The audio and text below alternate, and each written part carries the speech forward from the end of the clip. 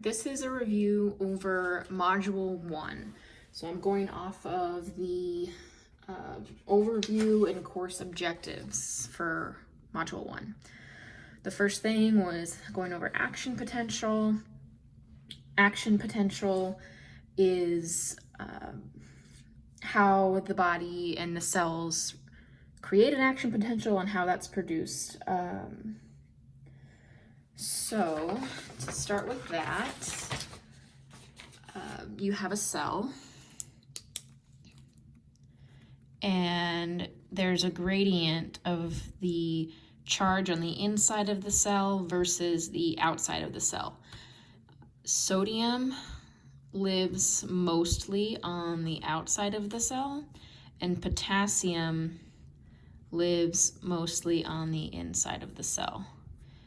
The sodium-potassium pump functions by moving 3 sodium out and 2 potassium in. And if you just remember that requires ATP, and if you require ATP, that is not passive because you're requiring energy. So since you're pumping potassium in, if it were to be a passive process, which it does happen, potassium wants to move out of the cell, and sodium wants to diffuse into the cell. So that is always happening. Sodium is diffusing into the cell and potassium is diffusing out of the cell. That's why the active transport chain of the sodium potassium pump is continually pumping sodium out and bringing potassium in, because if this didn't work, all the potassium would be leaking out and all the sodium would be coming in. So it's trying to keep a balance. So that will make a lot of sense when you're thinking about alterations in potassium and alterations in the energy and oxygen and ATP. So just keep that in mind, that sodium always wants to come in and potassium always wants to go out. So since you're only pumping 2 potassium in and 3 sodium out, there's more positive charges on the outside of the cell than there is on the inside of the cell. So the inside of the cell is going to be more negative than the outside of the cell. So you have a resting membrane potential. Draw this little graph. So your resting membrane potential is about -70 millivolts, around that ballpark. So what happens is when something stimulates the cell, the resting membrane potential will start to become closer to the threshold. So this section right here where it's coming up, that is your stimulus. So something's stimulating it to create an action potential. And then this happens, and we'll go through that. So this dotted line is the threshold potential. So negative, and this is about -55 millivolts.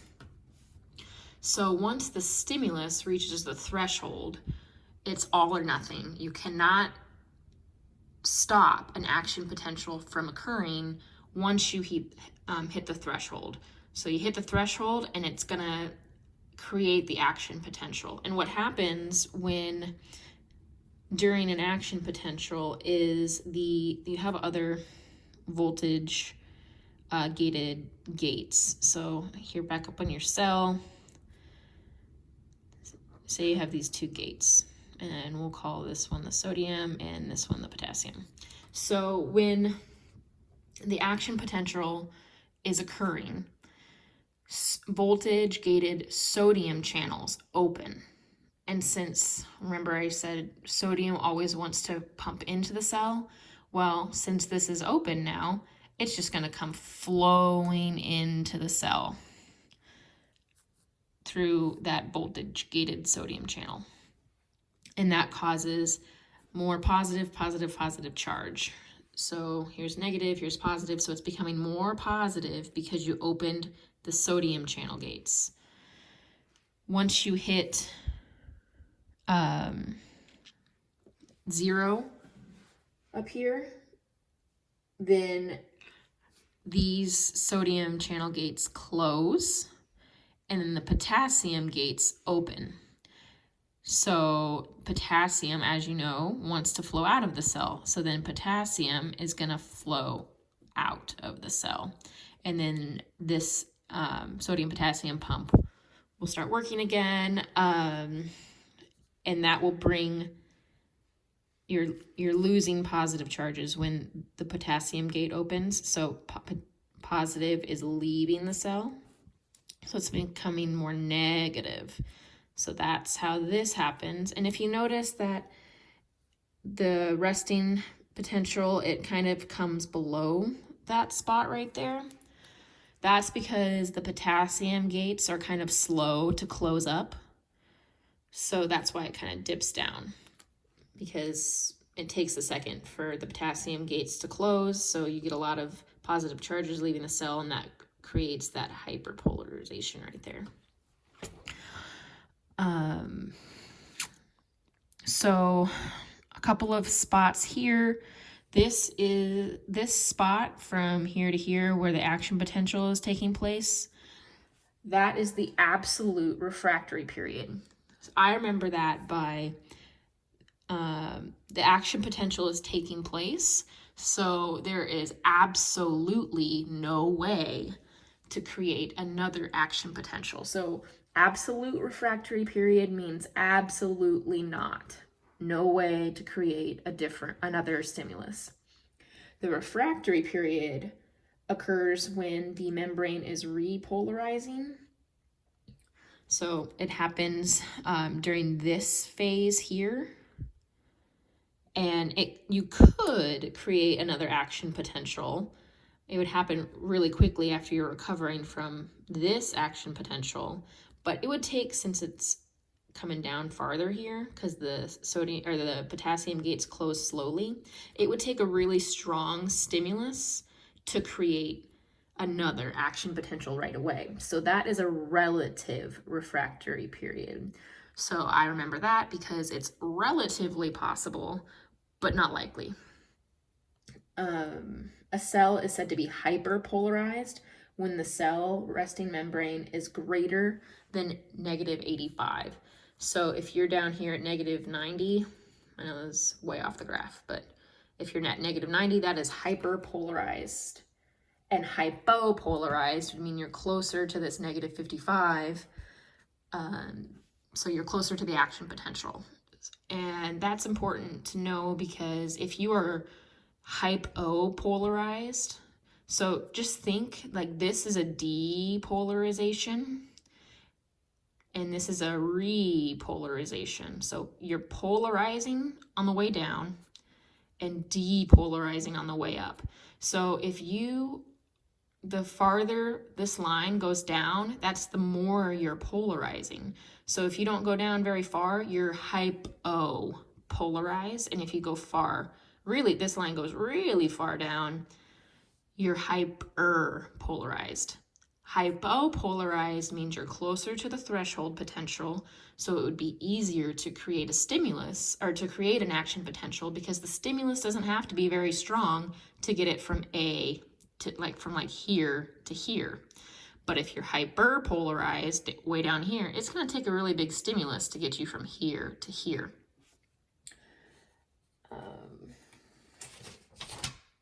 Let's see.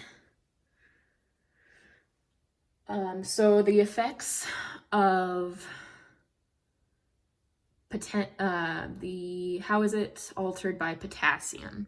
So potassium, I'll draw another cell over here. If you have hyperkalemia, you're going to have a lot of potassium on the outside of the cell, okay? Hyperkalemia, because all the serum levels measure what is on the outside of the cell. So if you are hyperkalemia, the extracellular fluid potassium increases, and the inside doesn't really change, okay?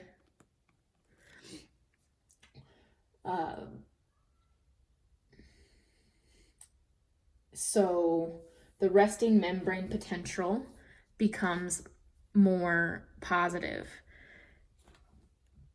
right? Because you don't have, so let's say that means you are hypopolarized because you're closer to the negative 55 in here, okay? And you can remember that because potassium comes into the cell by 2, but if you have more on the outside than on the inside, you got sodium out here too. So hypopolarized, meaning you're more excitable because you're closer to that threshold.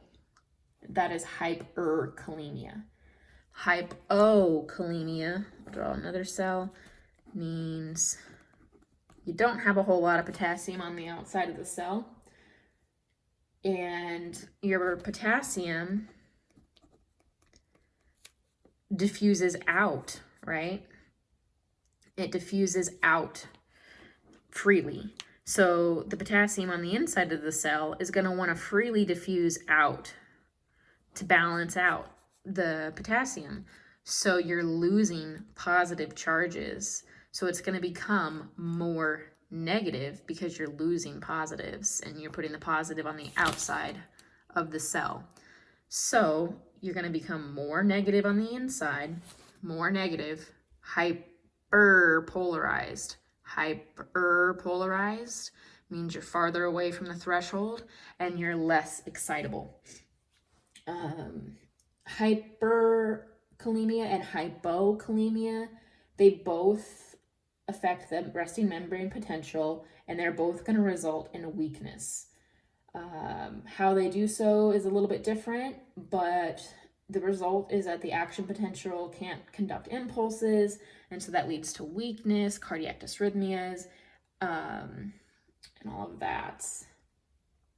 So how each one does it: hypocalcemia over here, not a lot on the outside. That'll lead to weakness, smooth muscle atony, cardiac dysrhythmias. And that is because hypokalemia will give you hyperpolarization. And so it's going to be really hard to create an action potential. So you're going to feel weak because your muscles, it's having a really hard time to create an action potential, Hyperkalemia, you're going to be really close to this action potential.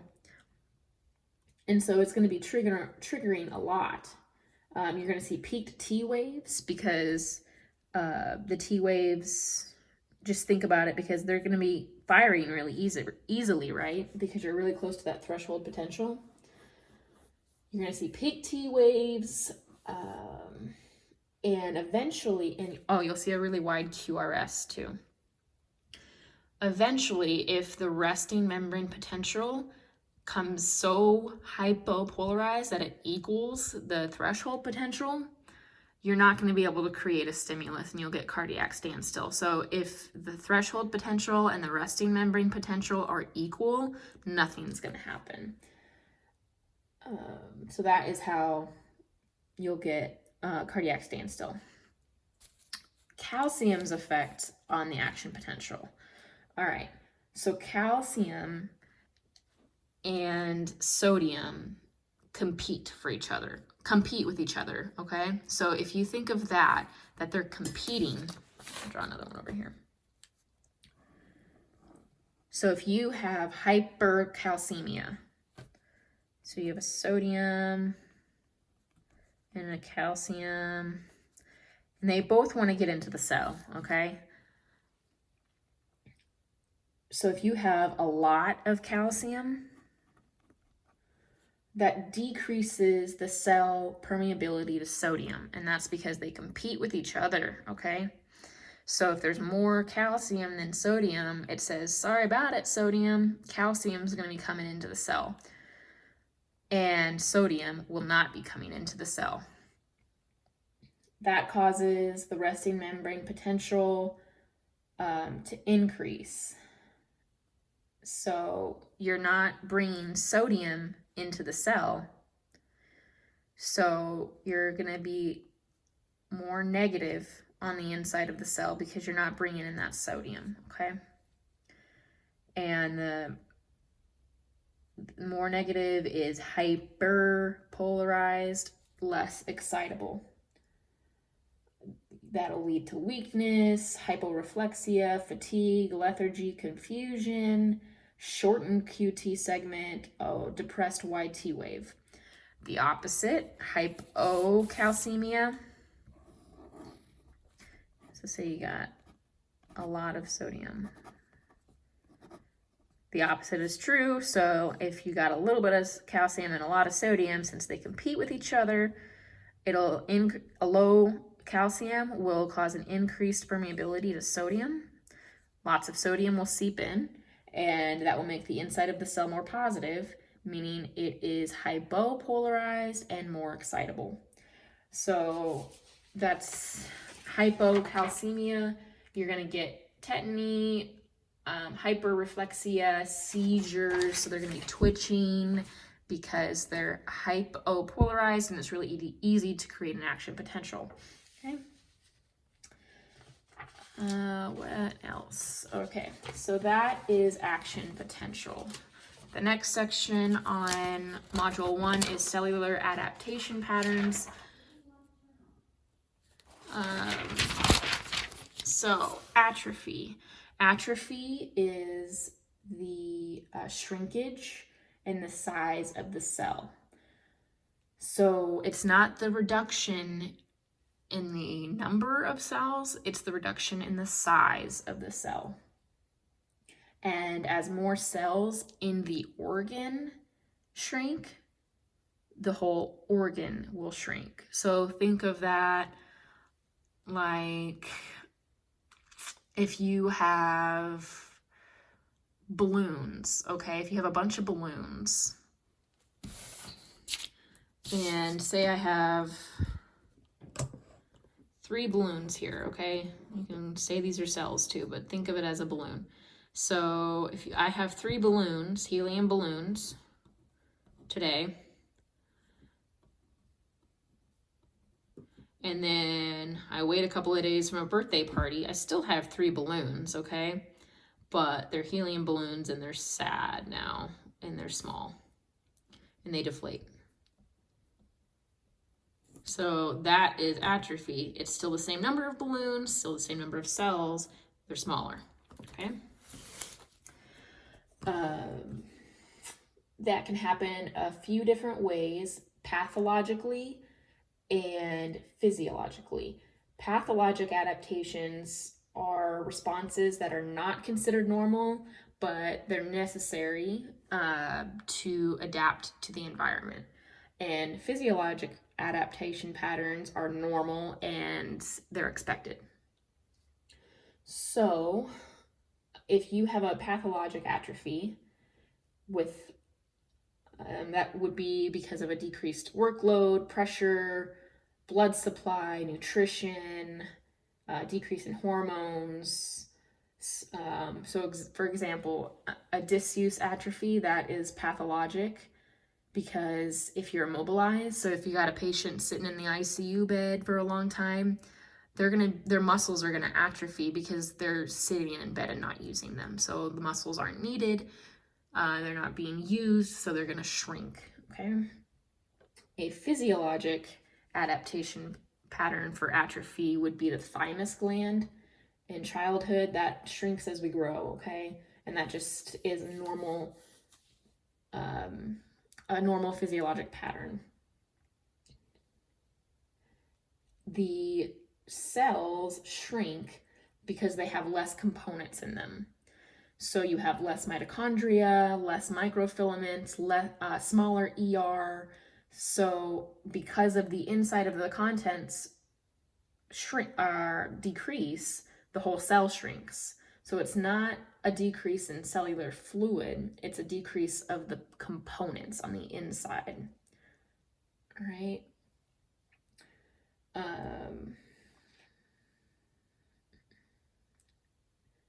see. Once the cell has decreased in size, it is now compensated for the decreased blood supply, nerve supply, nutrient supply, all of that. So once it decreases in size, your body doesn't send as much blood to it as it needed before because it's smaller and doesn't need as much. The cells are still alive, but they have diminished function.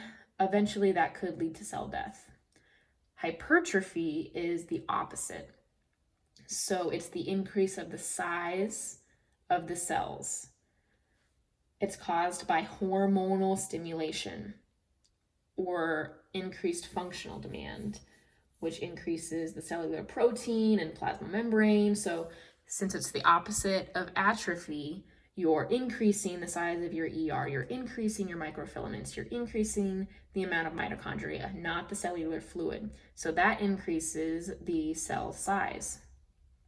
Skeletal muscle hypertrophy is physiologic because if you're lifting weights, of course your muscles are going to get bigger. It will decrease when the workload is decreased, but it's normal for your muscles to get bigger if you're working them more. When a kidney is surgically removed, the other kidney will increase in size to accommodate for the workload. That's a physiologic adaptation pattern. Cardiomegaly, a big heart, is an example of a pathologic cellular adaptation because the increased workload is from hypertension or heart valve problems. So it's getting worked too hard, so it increases to accommodate. Cardiac hypertrophy will eventually lead to a decreased systolic function and heart failure. Hyperplasia is an increase in the number of cells, not the size. And so the big difference between hypertrophy and hyperplasia, one of them is hyperplasia can only happen in cells that are capable of mitosis. It is a result from the production of growth factors which stimulate cells to produce new contents and divide. Hyperplasia and hypertrophy can happen at the same time, but if that specific cell can't undergo mitosis, then they will only hypertrophy. They will only increase in size. So cells like nerve cells, skeletal muscle cells, myocardial cells, and the lens of the eye cannot experience hyperplasia because they do not have the ability to reproduce. A physiologic hyperplasia, so a normal hyperplasia, occurs when there's an increase in tissue mass after damage. So if you remove part of your liver, your body is going to regenerate that. So it's going to increase the number of cells.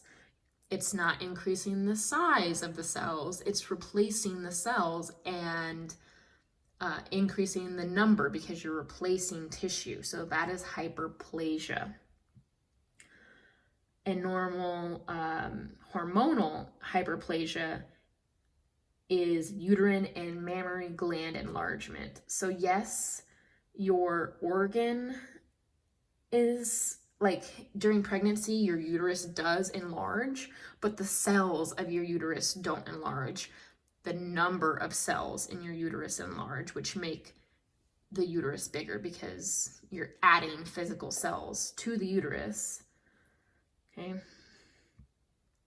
The endometrial lining of the uterus undergoes normal hyperplasia in response to estrogen, but when progesterone comes in, that halts the process. So that's like a normal menstrual cycle. But if you don't have progesterone in your body, estrogen will continue to undergo hyperplasia. It will continue to enhance the hyperplasia, and that's how you get endometritis or increased thickness of your uterus because you're not having progesterone to stop it. And that process of hyperplasia begins with the local growth factors. If hormonal balance is restored, so if you put progesterone back in there, the hyperplasia will regress. Right? So metaplasia is the reversible change in which one type of adult cell is replaced for another, and that's due to chronic stressors or injury. So if you're a smoker, you normally have columnar cells in your bronchial lining, ciliated epithelial cells in your bronchial linings. So they've got the little hairs that help move debris out of your airway. But if you're a smoker, those get almost paralyzed. So since it's not using the correct function of those cells, your body's like, hey, why don't we just change, since this cell isn't working here anyway, let's just change it to stratified squamous cells.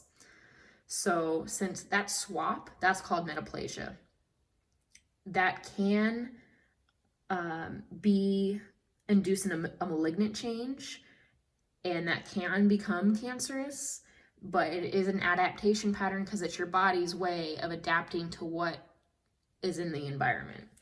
Another example would be the Barrett esophagus. So if they have a really bad acid reflux, those cells in your esophagus are always getting exposed to acid.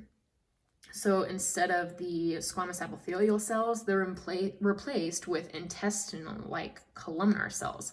So the cells in your intestine are able to withstand the acid because that's something that's always in your intestines.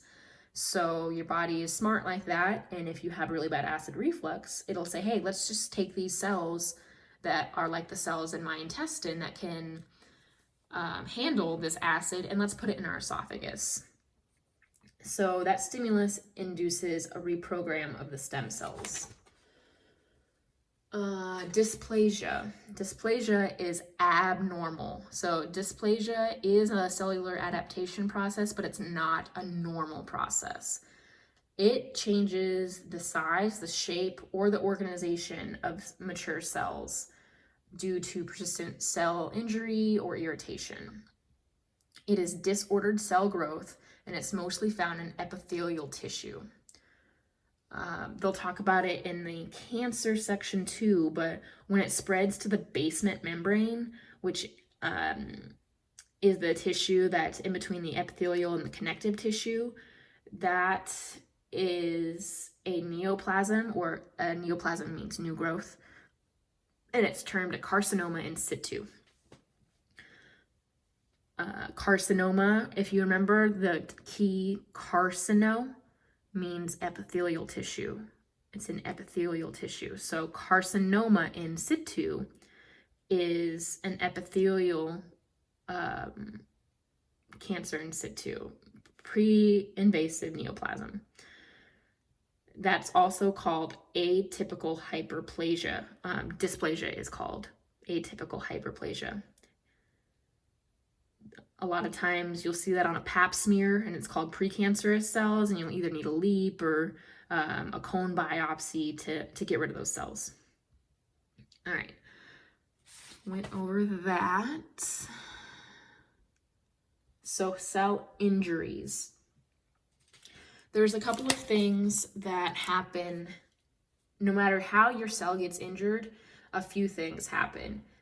Atp depletion. So if you lose the amount of ATP your cell can make, that means that your cell is going to swell. You'll get decreased protein synthesis. It'll impair the membrane transport system, like the sodium potassium pump, and all of those changes impair cellular membrane integrity. So you'll get ATP depletion. You'll get oxygen-free radicals. So a decreased oxygen delivery to the cells, increase the production of activated oxygen species, which destroy the cell membrane. And then intracellular calcium and loss of a calcium steady state. So usually calcium levels on the inside of the cell are on a low side. When your cell gets injured, it increases the amount of intracellular calcium. The more damage that's done to the cell, the higher the amount of calcium inside the cell you have. And the more calcium that you have inside the cell, calcium will activate enzymes that can cause damage directly in the cell. All right, so hypoxic injuries. Hypoxia is the most common cause of cellular injury. It's important to know that hypoxia comes from ischemia. They are not the same thing. Ischemia is blocking the delivery of oxygen, and then hypoxia is the result of ischemia. A decreased amount of oxygen in the air is a common cause of asphyxiation as well. But the loss of hemoglobin and hemoglobin function can occur through sickle cell anemia. But like I said, ischemia is the most common cause of hypoxia. So there's a clot or something, say there's a clot in your thigh, okay? There's a clot in your thigh. Anything past a certain spot on that thigh is not going to get perfused because there's a clot in it. So that is the ischemic location, and then the hypoxia will occur anywhere past that clot. Gradual ischemia, which results from slow progressive arterial occlusion, so like a really bad atherosclerosis, like a lot of plaque inside of your vessels. That can be a gradual ischemia, but your cells can tolerate it better because it's used to that and it can accommodate for that.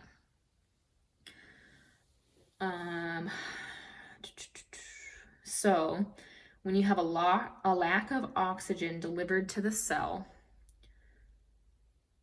you can't go through your normal aerobic metabolism. So you're going to have a decreased production of ATP, because the main way to make ATP is the Krebs cycle, and that'll make 26 ATP. But since you don't have oxygen to run that cycle, you're going to use anaerobic metabolism. So you're going to break down glucose for metabolism or for energy, but you're only going to get 2 ATP from that. So your net gain of ATP is a lot lower than what you would have gotten. And if you remember, ATP, you have to use ATP to use the sodium potassium pump and the sodium calcium pumps as well. So they fail. And that leads to an increased intracellular concentration of sodium, because sodium always wants to come into the cell. And it will mean that potassium just there's going to be a higher potassium on the outside of the cell, because remember, potassium wants to go out and sodium wants to go in. And if that pump is not working, you're not going to be able to balance out that action. So since sodium and water like each other, water is going to follow sodium inside of the cell, because it's just sodium's just seeping into the cell. Water is going to follow it, okay? The whole inside of the cell starts to swell. Ribosomes detach from the ER and they malfunction. And ribosomes are where the messenger RNA get fed through to make proteins. And if they can't do that, if the ribosomes detach from the ER and they can't produce proteins, that's a precursor to cell death, because the whole function of your cells is to create life, really. So if you can't create proteins, which can do everything in your body, your cell is going to die. With continued hypoxia, you can continue to swell, and then the mitochondria begin to swell. And your mitochondria is still producing ATP through glycolysis, but if it becomes swollen, the intracellular calcium that's inside of the mitochondria, the calcium will activate enzymatic pathways, which cause damage to the cell membrane. They cause inflammation. They cause DNA and chromatin degradation. ATP depletion, and cell death. So cell death results in the release of enzymes, and they're usually semi-specific to the cell. So if you have a creatinine kinase, that's found in muscle cells. So when those cells die and burst open, they're releasing the enzyme creatinine kinase. So if you have a patient and you draw a creatinine kinase level, well, they have a high creatinine kinase count. That means a lot of cells in their muscle have recently died. So they probably had a hypoxia of some type. LDH, lactate dehydrogenase, is found in muscle cells as well, liver cells, lung cells, heart cells. AST, ALT, those are in the liver, and then troponin is found in the heart. All right, ischemia, reprofusion injury. So reprofusion injury, when the oxygen supply is restored, that happens after you restore oxygen to ischemic tissues. So that triggers the production of high reactive oxygen intermediates, which is hydroxyl radical and hydrogen peroxide. And those cause cell membrane damage and mitochondrial calcium overload. White blood cell function is impaired. Reprofusion injury is seen after like you resolve a clot or right after you transplant an organ. So the process for the development of a reperfusion injury begins with xanthine dehydrogenase. I'll draw this somewhere. So when oxygen is restored, xanthine dehydrogenase is converted to xanthine oxidate. So that's when oxygen is restored. Before that, the lack of ATP leads to the accumulation of hypoxanthine and xanthine. So this is when you're lacking oxygen. So each time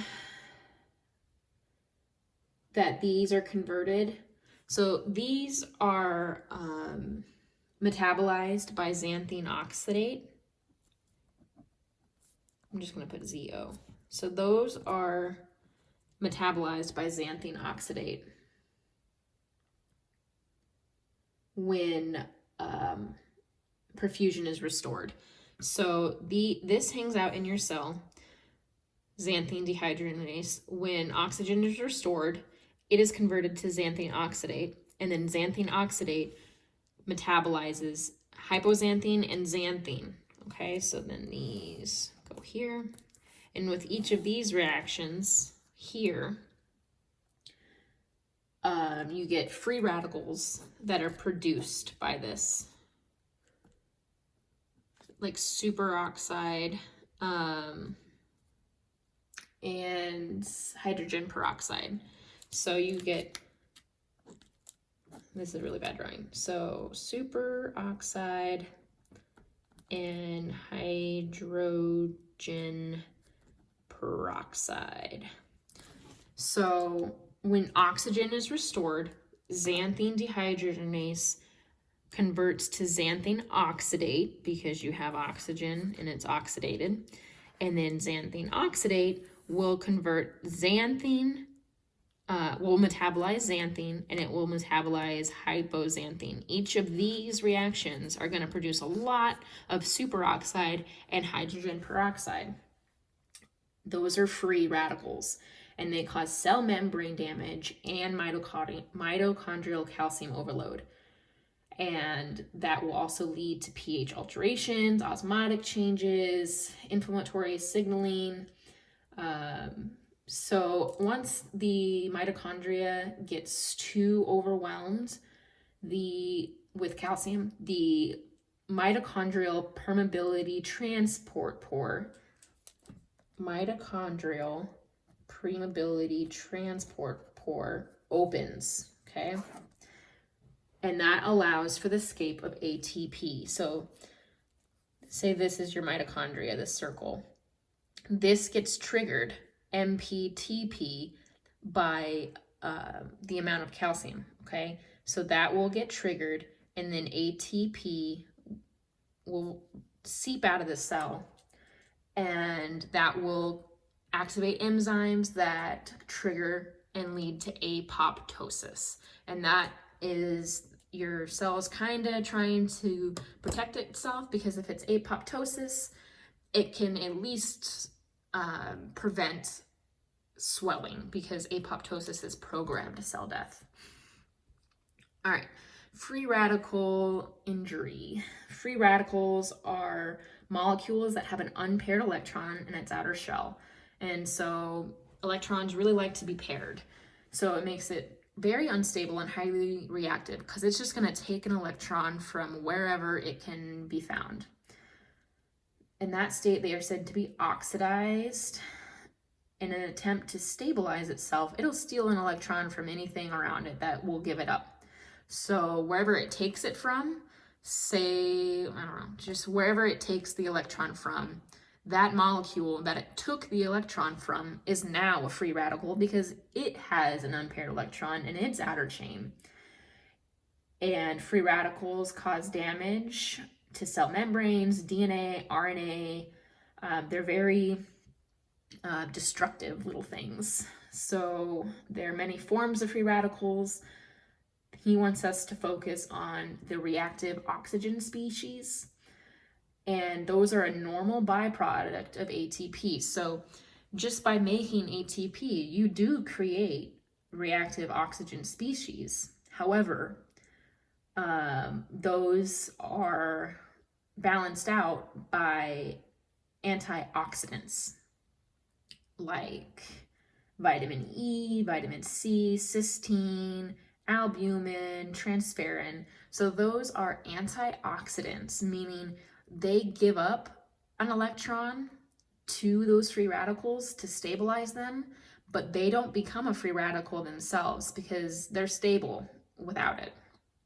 So that's our defense mechanism against reactive oxygen species. And that's how our cells don't break down, by creating those reactive oxygen species. So free radicals are produced in a couple of different ways. Like I said, they're from the normal cellular respiration, just the metabolic process. They are a part of that process. They're also produced by the absorption of extreme light, like radiation and UV light. They are also produced by the metabolism of chemicals, drugs, pesticides, by the transition of metals, because they donate or accept free electrons during intracellular processes. And then they're produced by nitric oxide, acting like a chemical mediator and as a free radical. So the biologically important free radicals include reactive oxygen species during auto-oxidation in the mitochondria. It can be deactivated by superoxide dismutase. So not only do you have antioxidants to protect yourselves from, that we use to protect ourselves from free radicals, but the reactive oxygen species can be deactivated by superoxide dismutase. And I remember that by a superoxide is a reactive oxygen species, and dismutase is like disarming the reactive oxygen species. So superoxide is a free radical, so you're disarming it, so dismutase, that's how I remember it. Okay. Hydrogen peroxide is generated by superoxide dismutase. Hydroxyl radicals are generated by the hydrolysis of water caused by radiation or interacting with metals. And nitric oxide is formed in the neurons, endothelial cells, and neutrophils. It is a normal physiologic event, but it can act as a free radical.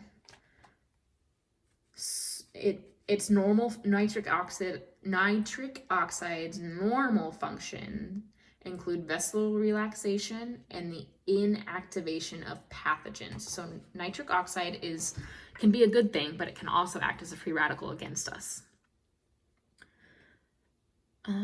So reactive oxygen species have been shown to have a role in the development of cardiovascular disease, hyperlipidemia, diabetes, ischemic heart disease.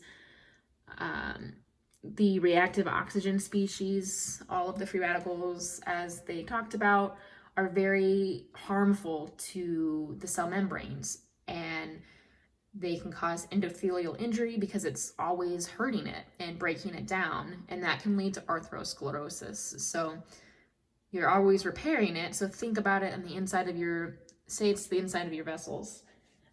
If it's always getting broken down by the ROS, then it's got to keep repairing itself. So think about it as a big scab on the inside. And so it's going to get thickened up in there. That will cause a decrease in vasodilation, and that will lead to the hypertension, the cardiovascular disease, all that. So oxidative stress. So oxidative stress is when your intracellular antioxidants that are used to kind of deactivate and counteract the ROS, those are all used up and there's nothing left to give. So that is known as oxidative stress. All right, alcohol. So alcohol is a very common mood altering substance. Okay, here. So alcohol is metabolized into acetaldehyde in the